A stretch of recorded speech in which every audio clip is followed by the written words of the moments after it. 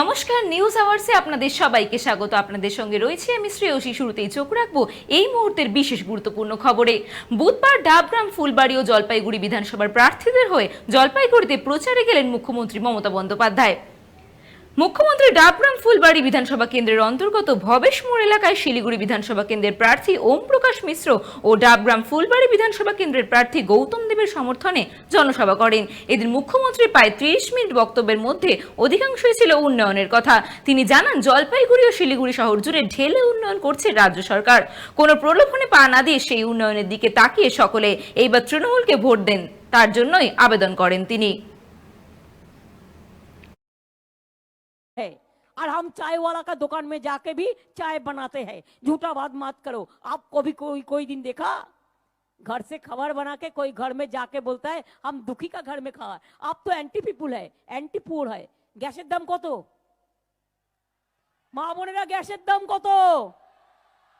1000 টাকা করে গ্যাসের দাম।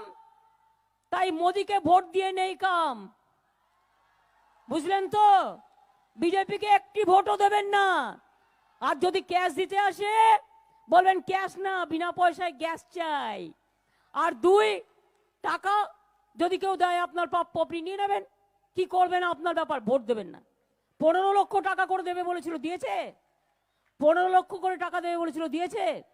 চা বাগান খুলবে বলেছিল, খুলেছে? 2 কোটি লোকের চাকরি দেবে বলেছিল, দিয়েছে? ব্যাংক বন্ধ করে দিয়েছে, রেল বন্ধ করে দিয়েছে, এলআইসি উঠিয়ে দিচ্ছে, এলআইসি 75% মানে বেচে দিচ্ছে, কোল বেচে দিচ্ছে, সেল বেচে দিচ্ছে, বিএসএনএল বেচে দিচ্ছে, এমটিএনএল বেচে দিচ্ছে। কোনো রেলের কর্মী ওদের ভোট দেবেন না, কোনো বিএসএনএল দেবেন না, কোনো এয়ার ইন্ডিয়া দেবেন না, কোনো কোল দেবেন না, কোনো সিভিল এভিয়েশন দেবেন না, কোনো এমটিএনএল দেবেন না। সমস্ত কোম্পানি বেচে দিয়ে 2 হাতে টাকা লুটছে। আর জলের ফোয়ারার মতো ইলেকশনের নেতারা সেই টাকা খরচ করছে। আগে খেতে পেত না, একটা বিড়ি দিলে 3 বার টানতো। সকালবেলা 1 বার টানতো, টেনে ডান কানে রাখতো। বিকালে আরেকবার টানতো, টেনে বা কানে রাখতো। আর রাত্রিবেলায় শেষ টান দিয়ে ঘুমোতে যেত। আর এখন কত টাকা! শেষ বেলার প্রচারে নদিয়ার তৃণমূল কংগ্রেসের রানাঘাট দক্ষিণের প্রার্থী বর্ণালী দের হয়ে সেখানে একটি জনসভা করলেন তৃণমূলের যুব সভাপতি অভিষেক ব্যানার্জি। সেখানে প্রধানমন্ত্রী থেকে অমিত শাহ, জেপি নাড্ডা কাউকে কটাক্ষ করতে ছাড়লেন না তিনি বলেন, বাংলায় ভাওতা দিয়ে বিজেপি ক্ষমতা দখল করতে চাইছে। বিজেপি আপনাদের কি দিয়েছে? নাগরিকত্ব কেড়ে নেবার চেষ্টা করেছে। মমতা ব্যানার্জিকে আটকে রাখতে পারছে না। বাংলার মানুষ তাকে ভালোবাসে। মমতা ব্যানার্জি বিনামূল্যে রেশনের চাল আরো বিভিন্ন সামাজিক প্রকল্পের মাধ্যমে সাধারণ মানুষ উপকৃত হয়েছেন। তাই আগামী দিনে বিনামূল্যে রেশন চাইলে তৃণমূলকে ভোট দিন। মোদি যে দিল্লি থেকে রিমোট কন্ট্রোল টিপে বাংলা চালনা করেন, রিমোট কন্ট্রোল টিপে বাংলা পরিচালনা করবে, এটাই চান তিনি। ভোট আসলে মোদিজি এবং অমিত শাহ এরা আসেন, কিন্তু মমতা ব্যানার্জি আপনাদের এই জেলায় কতবার এসছে? শীতলকুঠির ঘটনার তীব্র নিন্দা করেন অভিষেক। এছাড়াও ডাবল ইঞ্জিন সরকারের কথায় কটাক্ষ করেন তিনি। আকাঙ্ক্ষা স্বপ্ন নিয়ে 2019 সালে বিজেপির প্রার্থী জগন্নাথ সরকারকে জিতিয়েছিল। বলুন, আপনাদের বিপদে আপনাদের দুঃখে জগন্নাথ সরকারকে পাশে দেখেছেন 2 বছর? ভেবেছিলেন কি আচ্ছা দিন আসবে? কি মায়েরা 400 টাকা রান্নার গ্যাস 900 টাকা করে দিয়েছে, ভালো লাগছে? সরষের তেল 170 টাকা লিটার, ভালো লাগছে? আচ্ছা দিনের নমুনা। পেট্রোল 100 টাকা লিটার, ডিজেল 90 টাকা লিটার। বুধবার রাতে আসানসোলে বুদ্ধিজীবীদের সঙ্গে বৈঠক করলেন বিজেপির সর্বভারতীয় সভাপতি জেপি নাড্ডা। এদিন সন্ধ্যে 6টা নাগাদ তিনি আসানসোলে এসে পৌঁছান। আসানসোলের চিত্রা মোড় সংলগ্ন এলাকায় একটি অভিজাত হোটেলে বুদ্ধিজীবীদের সাথে বৈঠক করেন তিনি। সেখানে তিনি বলেন, একটা সময় ছিল যখন বাংলা যা আজ ভাবতো, ভারত সেটা কাল ভাবতো। আগে বাংলা থেকে ছাত্রছাত্রীরা বিশ্বের নামি নামি ছাত্রছাত্রী তৈরি হতো। গত কয়েক বছরে বাংলা থেকে কোনো ছাত্রছাত্রী সেভাবে আসছে না। এছাড়াও তিনি বলেন, বাংলায় আমফানের টাকা মানুষ পায়নি, ভোটাচার কাটমানিতে ভরে গেছে। এসব শেষ করতে বিজেপির সরকার তৈরি করার আহ্বান জানান তিনি। कहना चाहता हूं, आप विकास की बात करना चाहते हैं। आप बताइए, ईस्ट वेस्ट कॉरिडोर के लिए मोदी जी ने पैसा दिया कि नहीं दिया? ईस्ट कॉरिडोर के लिए मोदी जी ने पैसा दिया कि नहीं दिया? कैलकाटा टू सिलीगुड़ी रोड के लिए आपको पैसा दिया कि नहीं दिया? यूपीए ने आपको 92,000 करोड़ दिए और बीजेपी के मोदी जी ने आपको 5,44,000 करोड़ रुपीज आपको दिए सिर्फ आपके विकास के लिए। लेकिन हमको दुख के साथ कहना पड़ता है, हम ऊपर से पैसा डालते हैं, नीचे लोटे में छेद है, सिंडिकेट, भ्रष्टाचार, कॉट मनी, अब इसको आपने कॉट कर देना, कॉट। आप बताइए 80 करोड़ की जनता को 9 महीने तक 5 किलो गेहूं, 5 किलो चावल, 1 किलो दाल दी मोदी जी ने कि नहीं दी कोरोना के दौरान? दी कि नहीं दी? For 9 months. यहां क्या हुआ बंगाल में? ये टीएमसी के कार्यकर्ताओं के घर में ये चावल मिला। मैं नारे लगाता हूं चावल चोर के, तो नीचे से आवाज आती है टीएमसी। ये क्या हाल है? अम्फान बताइए 2772 करोड़ रुपए मोदी जी ने दिए कि नहीं दिए? दिए कि नहीं दिए? तो ममता जी बोले बहुत कम है, बहुत कम है, बहुत कम है। अरे खा गए पूरा। तो आपके लिए तो कम ही होगा, क्योंकि आपने खाना है। और मैं इसलिए बोल सकता हूं क्योंकि प्रदेश की मुख्यमंत्री अगर हाई कोर्ट कहता है कि इसका सीएजी ऑडिट होना चाहिए और ममता अगर सुप्रीम कोर्ट में जाती है, तो बताओ किसके दाढ़ी में तिनका है? बताओ आप, किसके दाढ़ी में तिनका है? कौन है इससे बचाना चाह रहा है? क्यों बचाना चाह रहे हो? क्योंकि टीएमसी के कार्यकर्ता अम्फान का पैसा खा गए। आज आप ऑडिट से भाग रही है 2772 करोड़ रुपए। छोटा अमाउंट नहीं भैया। लोगों के घर नहीं बने, जो लोगों को मिलना चाहिए था वो नहीं मिला, जो उनकी नौकरियां ठीक होनी थी वो नहीं हुआ। ऐसे में आप बताइए, ऐसे प्रशासन में शासन को रखा जाए? अब रही বাংলা নববর্ষকে সামনে রেখে অভিনব উদ্যোগ নিল 29 নম্বর ওয়ার্ডের তৃণমূল কংগ্রেস কর্মীরা। সেখানে তৃণমূল নেতা শ্যামল ঘোষের নেতৃত্বে কর্মীরা এই ওয়ার্ডের বাপুজি কলোনি, কৃষ্ণপল্লী সহ একাধিক এলাকার প্রত্যেকটি বাড়ি বাড়ি পৌঁছে গিয়ে নববর্ষের শুভেচ্ছা বিনিময় করে প্রার্থী কৃষ্ণেন্দু নারায়ণ চৌধুরীকে জেতানোর জন্য ভোট ভিক্ষা করেন এবং মমতা বন্দ্যোপাধ্যায় তৃতীয়বারের জন্য ক্ষমতায় এলে 10টি অঙ্গীকারের গ্রিটিংস কার্ডও বিলি করা হয়। এই বিষয়ে তৃণমূল নেতা শ্যাম ঘোষ জানান, তৃতীয়বারের জন্য মমতা বন্দ্যোপাধ্যায়ের নেতৃত্বে সরকার গঠন করবে তৃণমূল কংগ্রেস। ইংলিশ বাজার বিধানসভা কেন্দ্রের তৃণমূল কংগ্রেস প্রার্থী কৃষ্ণেন্দু নারায়ণ চৌধুরীকে বিপুল ভোটের ব্যবধানে জয়লাভ করবেন। তাই বাংলা নববর্ষের শুভেচ্ছা জানিয়ে প্রত্যেক ওয়ার্ডবাসীর দাঁড়ে দাঁড়ে পৌঁছে গিয়ে ভোট প্রচার করা হয় এবং ক্ষমতায় আসলে তৃণমূল নেত্রীর 10টি অঙ্গীকারের গ্রিটিংস কার্ডও তুলে দেওয়া হয়। এদিন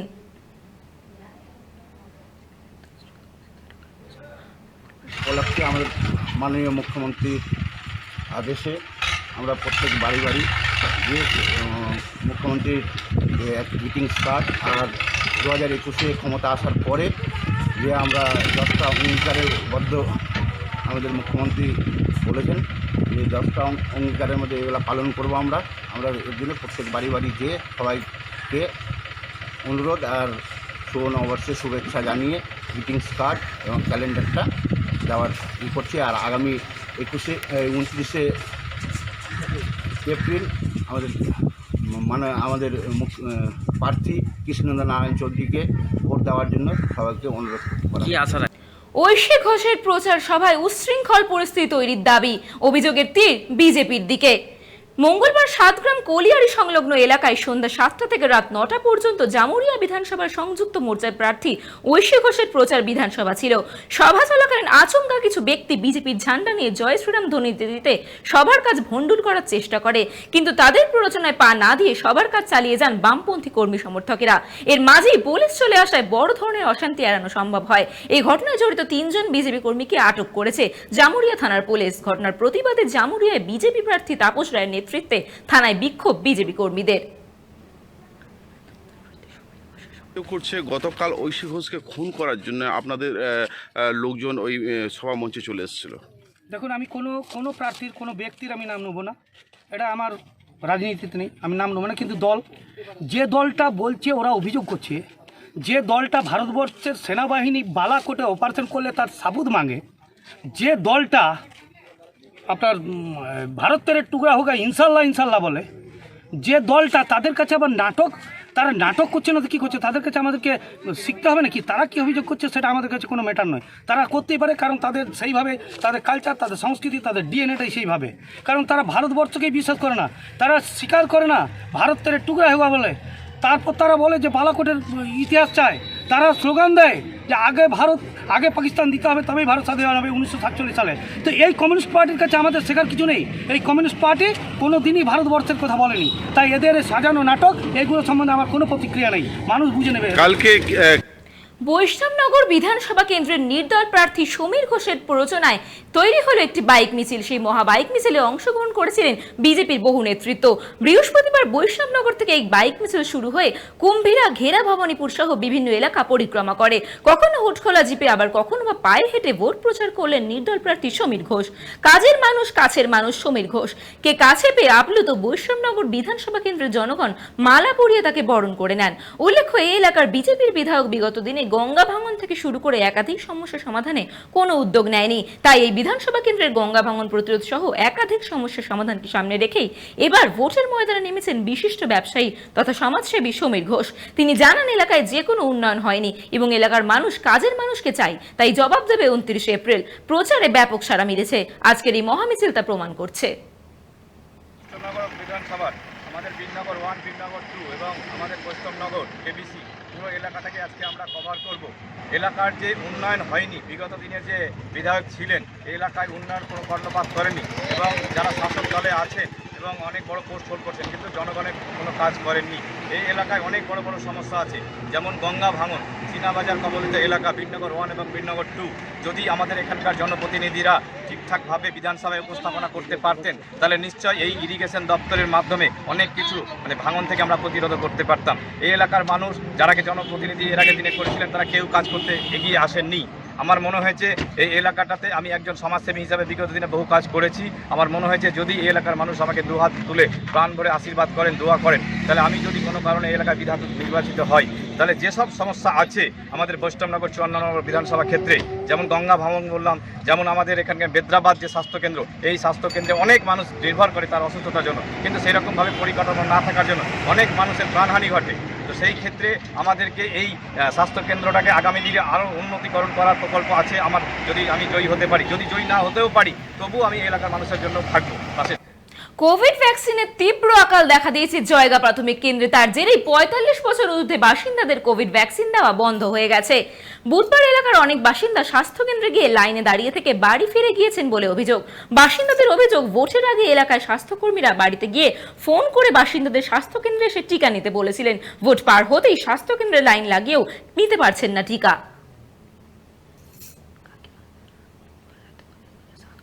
बाहर में काफ़ी लोगों का भीड़ लगा हुआ है। कहना है कि कोविड का जो वैक्सीन है अवेलेबल यहाँ पे नहीं है। इस विषय में आप थोड़ा जानकारी दीजिए। आज तो वैक्सीन का क्राइसिस है, तो अभी हम लोगों को भी पता चला कि डिस्ट्रिक्ट से अभी फ़ोन आया कि आज वैक्सीन नहीं भेज सकेंगे, तो इसलिए आज हम लोग वैक्सीन नहीं कर पा रहे हैं। कल तक वैक्सीन हो रहा था? कल तक हो रहा था, कल तक जितना हम लोगों का स्टॉक था वो हम लोग वैक्सीन दे दिया। उसके बाद वैक्सीन नहीं है तो हम लोग सोचा कि आज वैक्सीन भेज देगा हम लोगों को, लेकिन मॉर्निंग में इंफॉर्मेशन आया कि हम लोगों को आज वैक्सीन नहीं होगा, वो स्टॉक में वैक्सीन नहीं है बोलता। तो इधर हम लोगों को इतना पब्लिक हैरेसमेंट कर रहा है कि हम लोग वैक्सीन छुपा के रखा है, हम लोग वैक्सीन नहीं दे रहा है, ऐसा बोल रहा है। हम लोग का तो कोई वो नहीं है, जो जितना स्टॉक भेज रहा है हम लोग vaccine day by day, even Sunday भी वैक्सीनेशन हो रहा है। दिन में 200-250 वैक्सीनेशन हो रहा है, फिर भी पब्लिक बोलता है हम लोग को वैक्सीन नहीं दे रहा है, हम लोग छुपा के रखा है वैक्सीन। एक दिन सुबह आके हम लोगों को गाली देता है, पब्लिक पूरा हैरेसमेंट दे रहा है हम लोगों को। तो ऊपर से डिस्ट्रिक्ट से ही हम लोगों को वैक्सीन नहीं दिया, तो हम लोग वो अब कुछ कर नहीं पा रहा है।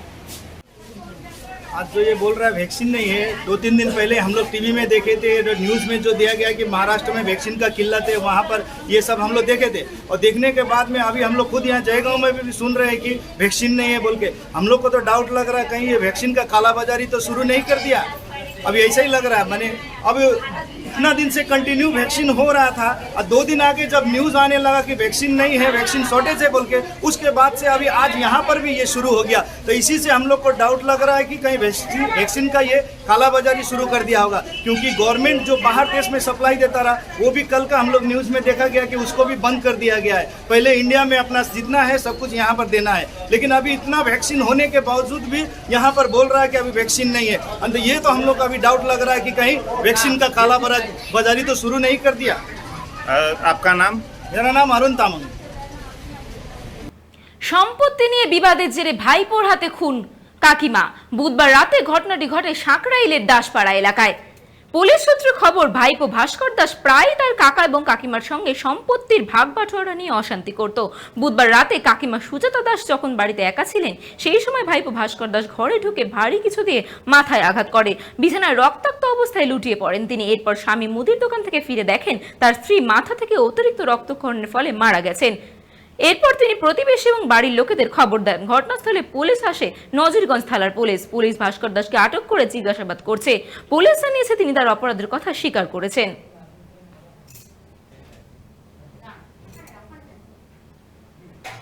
ওয়েস্টপুর থানার অন্তর্গত গার্ডেন ব্রিজে সার্কুলার রোডের ওপর একটি কয়লা বোঝাই ট্রাকে হঠাৎ করে আগুন ধরে যায়।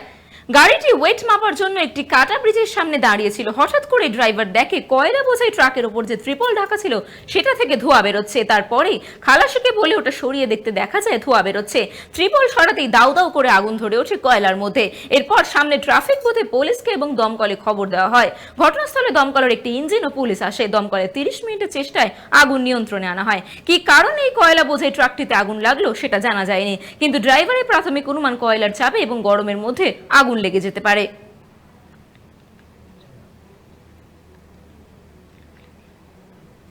দক্ষিণ আফ্রিকার বিরুদ্ধে ওয়েস্ট ইন্ডিজের সিরিজ চলাকালীনই প্রয়োজনীয় রেটিং পয়েন্ট সংগ্রহ করে নিয়েছিলেন। এবার ওয়ানডে ব্যাংকিং এর শীর্ষে উঠে এলেন পাকিস্তানের বাবর আজম। আইসিসির তরফে সরকারিভাবে ঘোষণা করা হলো বুধবার। বিশ্ব র্যাঙ্কিং এ বিরাট কোহলিকে সরিয়ে 1 নম্বরে উঠে আসার সময়ের অপেক্ষা ছিল অধিনায়কের। আইসিসির সদ্য প্রকাশিত র্যাঙ্কিং এর তালিকায় অবশেষে অপেক্ষার অবসান। ওয়ানডে ক্রিকেটের নতুন বিশ্বসেরা ব্যাটসম্যান হিসেবে আত্মপ্রকাশ ঘটল তার।